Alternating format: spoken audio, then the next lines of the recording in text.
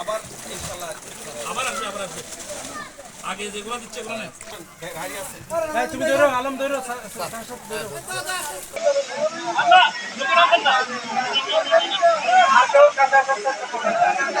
তাদের শামীম নাইকুংছড়ি ব্যাটালিয়ন 11 বিজিবিতে কর্মরত আছি।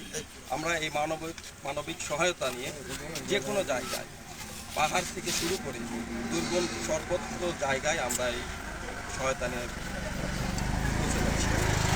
বিভিন্ন প্রান্তে অনেক অবহেলিত মানুষ আছে, তাদেরকে সহায়তা করার পাশাপাশি আমরা আছি পেটুয়া উপজেলায়, যেখানে বন্যায় প্লাবিত বেশ কিছু মানুষ এখনও অনাহারে আছে। এটা জানতে পেরে আমরা ড্রোন সহায়তা সহকারে তাদেরকে টেস্ট করে খাবার, রান্না খাবার সহকারে শুকনা খাবার যা করেছি। কোথায় যাওয়া যাচ্ছে না, আমরা বেশ কিছু নৌকা ভাড়া করে রাখছি।